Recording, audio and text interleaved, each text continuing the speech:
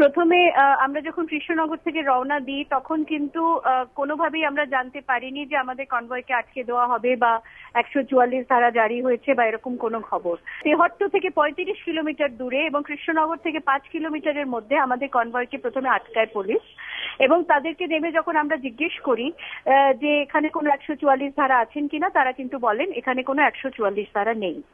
এরপরে যখন আমরা কথা বলছি তার মধ্যখানে ডিএম এবং এসপি ওখানে এসে পৌঁছন এবং তারা আসার পরে যখন তাদের সঙ্গে আমরা মানে লজিক্যালি বিষয়টি জানার চেষ্টা করি তখন তারা বলেন যে এলাকায় শান্তি রক্ষার খাতিরে আপনাদেরকে আমরা রিকোয়েস্ট করছি আপনারা এখান থেকে ফিরে যান।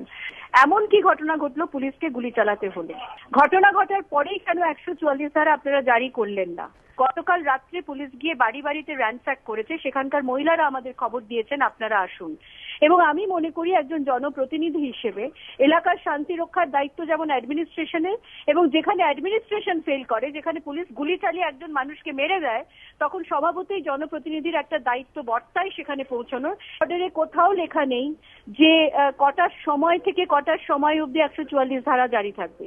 সেখানে 100 মিটার লেখা আছে এবং তারপর পেনের কালি দিয়ে ওটাকে 1000 করা হয়েছে, একটা শূন্য বাড়িয়ে দেওয়া হয়েছে।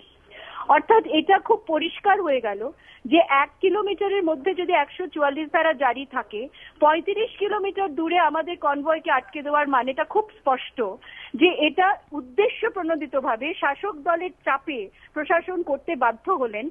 কিলোমিটারের বাইরে, ঠিক বাইরে একটু দূরে তৃণমূল একটা ছোট সভা করছে, সেই সভাটা করতে প্রশাসন বারণ করছেন না বা বাধা দিচ্ছেন না।